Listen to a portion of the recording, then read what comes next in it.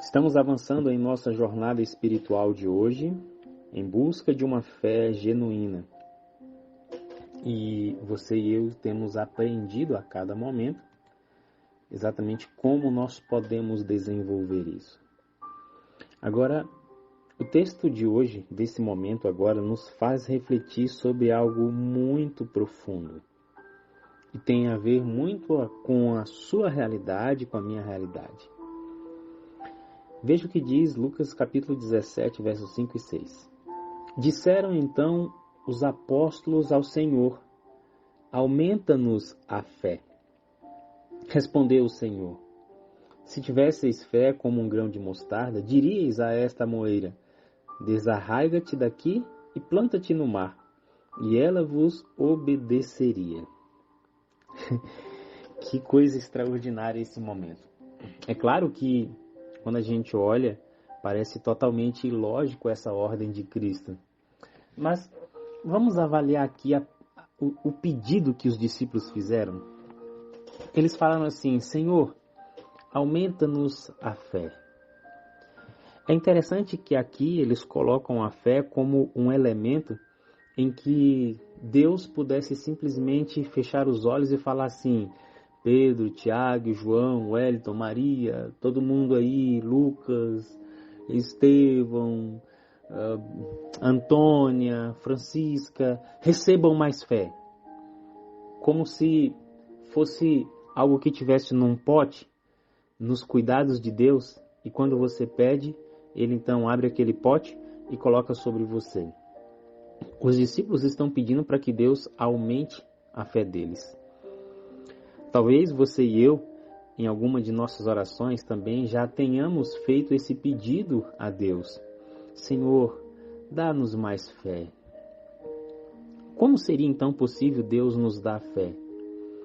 Porque pensa comigo, o que Deus levaria em conta se realmente fosse Ele que desse a fé para nós, dessa forma como os discípulos estão pedindo?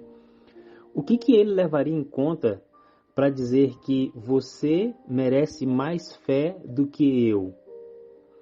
Como que Deus iria avaliar essas coisas? Então isso se tornaria, em certo sentido, até injusto, porque nós não saberíamos como que Deus iria avaliar os seres humanos para que Ele pudesse falar assim: não, Abraão merece muita fé. Toma aqui, Abraão, receba essa fé. Daniel, muita fé para Daniel, muita. Não, pro Wellington não, o Wellington não precisa de muita fé. Então, a gente viveria nesses dilemas de entender como que Deus levaria em conta essas coisas. Mas, veja esse texto, porque ele vai nos ajudar a entender essa dinâmica. E aqui vem o próximo passo para o nosso desenvolvimento de uma fé inabalável. A obra de vencer o mal deve ser feita mediante a fé. Os que entram no campo de batalha acharão que devem cingir, coisa alguma servirá a não ser isto: fé no Senhor dos Exércitos e obediência às suas ordens. Vastos exércitos, providos de quaisquer outros recursos, de nada servirão no último grande conflito. Presta atenção agora aqui, queridos. Sem fé, um exército de anjos não poderia ser auxílio. Somente a fé viva torná-los-á invencíveis e os habilitará a estar em pé no dia mau, firmes e imóveis, conservando inalterável até ao fim o princípio de sua confiança. Que texto poderoso! Sabe o que esse texto está falando para mim e para você? Em frente à batalha. É a única maneira de sua fé também ser fortalecida. Quer aumentar a fé? Em frente às batalhas. Em frente às batalhas. Pare de reclamar, pare de resmungar, pare de se fazer de coitadinho, pare de se fazer de vítima. Enfrente essas batalhas. em frente. Você entrou no campo de batalha. No campo de batalha não há como você ficar dormindo, não há como você ficar descansando, não há como você ficar se vitimizando. Você e eu precisamos enfrentar essas batalhas.